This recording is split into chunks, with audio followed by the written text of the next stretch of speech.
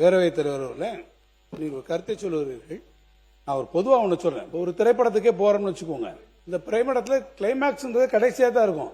எப்படியுமே நீங்க ஒரு 2 மணி நேரம் இருக்கத்தானே போக போறீங்க, அதெல்லாம் பார்க்கத்தானே போறீங்க. அதனால போய் உட்கார்ந்த உடனே கிளைமேக்ஸ் முதல்ல போட்டுருவோம். அதை கிளைமேக்ஸ்லாம் பார்த்துட்டு அதுக்கப்புறம் அந்த படத்தை அவர் எப்படி டைரக்டர் பண்ணியிருக்காரு, எப்படி எல்லாமே நம்ம பார்த்து மெதுவாக அந்த திரைப்படத்தை பற்றி எப்படி வேணாலும் நம்ம அதை பற்றி கருத்து சொல்லிக்கலாம்னு சொன்னா அது அவ்வளவு தூரம் சரியா இருக்குமா? எனவே என்னுடைய கருத்து என்னன்னா, கிளைமேக்ஸே பார்க்காம மக்கள் போயிடுற கவலையில் நான் சொன்னேன். இல்ல கிளைமேக்ஸ் யாருமே பார்க்க மாட்டாங்க.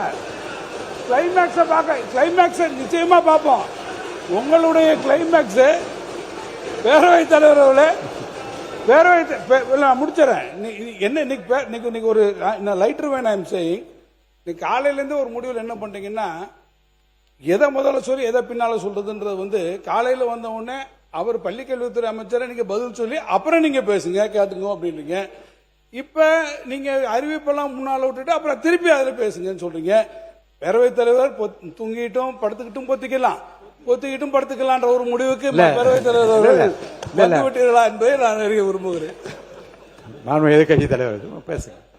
பேரவைத் தலைவர்களே, நம்முடைய முன்னாள் அமைச்சர் சட்டமன்ற உறுப்பினர் தங்கம் தென்னரசு சொன்னது போல, நீங்க தியேட்டருக்கு போனோடனே கிளைமேக்ஸை போட்டுட்டீங்க, அதுக்கப்புறம் வேணுங்கிறவங்க இருந்து பாருங்க அப்படின்னு அவர் சொன்னார். நீங்க சொல்றீங்க மக்கள் கிளைமேக்ஸ் என்னன்னு தெரியாம போயிடுவாங்களோ அப்படின்னு. படம் நல்லா இருந்தா மக்கள் உண்மையா இருந்து தியேட்டர்ல கிளைமேக்ஸ் வரைக்கும் பார்ப்பாங்க.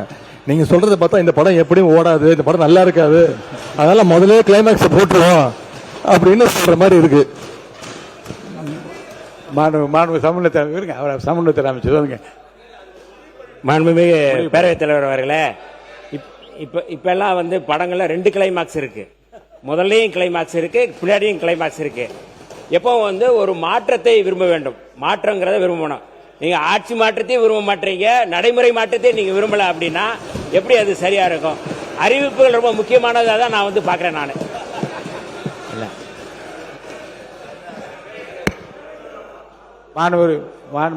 போதும்.